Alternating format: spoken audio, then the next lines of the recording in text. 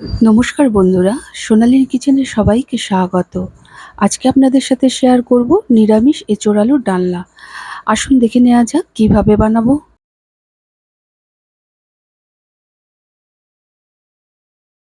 এখানে আমি 700 গ্রাম এঁচোড় ভালো করে কেটে নিয়েছি। এগুলোকে ভালো করে ধুয়ে প্রথমে সেদ্ধ করে নেব।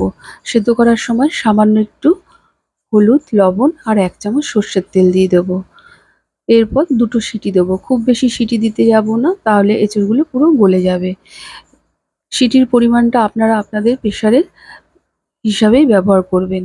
তেলটা দিলে কি হবে, যেই পাত্রের মধ্যে এঁচোড়টা সেদ্ধ করা হচ্ছে তাতে এঁচোড়ের কষটা লেগে যাবে না, আর মাজতেও সুবিধা হবে।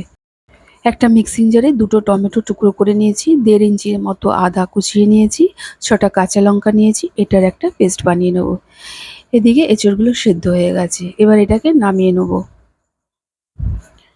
এরপর কড়াইয়ে 5 টেবিল চামচ সর্ষের তেল দিয়ে দিলাম। তেলটা গরম হলে 1/2 চামচ গোটা জিরে, 4টে এলাচ, একটা দারচিনি আর একটা তেজপাতা ফোড়ন দেবো। ফোড়ন থেকে একটা সুন্দর গন্ধ বেরালে এখানে আমি 4টে আলু ঠিক এইরকমভাবে কেটে নিয়েছি।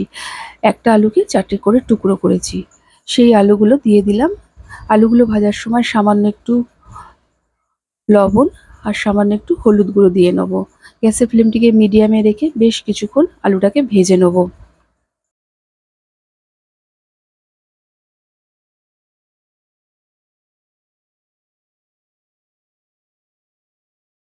আলুগুলো বেশ লালচে করে ভাজা হয়ে গেছে, প্রায় 40% মতো সেদ্ধ হয়ে গেছে। এই সময় টমেটো, কাঁচা লঙ্কা, আদার পেস্টটা দিয়ে বেশ কিছুক্ষণ কষিয়ে নেব। টমেটোর কাঁচা গন্ধটা চলে গেলে 1 চামচ হলুদ গুঁড়ো, 1.5 চামচ জিরে গুঁড়ো, 1 চামচ কাশ্মীরি লঙ্কার গুঁড়ো আর সামান্য একটু জল দিয়ে কষিয়ে নেব। কিছুক্ষণ কষিয়ে নেওয়ার পর সেদ্ধ করে রাখা এঁচোড়গুলো দিয়ে ভালো করে মিশিয়ে আবারও ভালো করে কষিয়ে নেব। আপনাদের কাছে অনুরোধ রইল, আমার রেসিপিগুলো যদি ভালো লেগে থাকে প্লিজ আমার চ্যানেলটিকে সাবস্ক্রাইব করবেন আর পাশে থাকা বেল আইকনটি অবশ্যই প্রেস করবেন। এতে আমি যাই রেসিপি আপলোড করি না কেন নোটিফিকেশান সবার প্রথম আপনার কাছে গিয়েই পৌঁছাবে। এরপর স্বাদ অনুযায়ী লবণ দিয়ে দিলাম আর সামান্য একটু চিনিটা দিলাম। চিনিটা অবশ্যই দেবেন, নিরামিষ তরকারিতে চিনিটা দিলে স্বাদটা আরও বেড়ে যায়।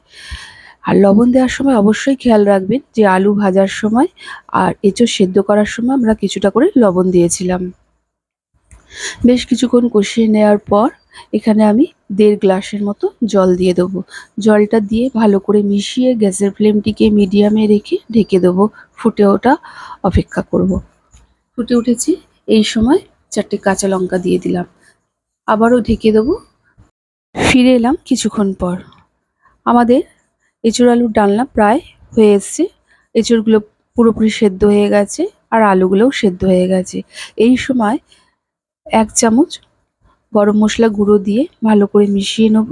তারপর গ্যাসের ফ্লেমটিকে একেবারে লোতে দিয়ে 1 চামচ ঘি দিয়ে দেবো। তারপরে 5টা লেবু পাতা দিয়ে একটু মিশিয়ে নিয়ে গ্যাসের ফ্লেমটিকে অফ করে প্রায় 15 মিনিটের মতো ঢেকে রেখে দেবো। তারপর সার্ভ করব। মাঝে মধ্যে গরমের দিনে মুখের স্বাদ পাল্টাতে এইরকম এঁচোড় আলুর ডালনা একবার হলেও বাড়িতে বানিয়ে ট্রাই করবেন।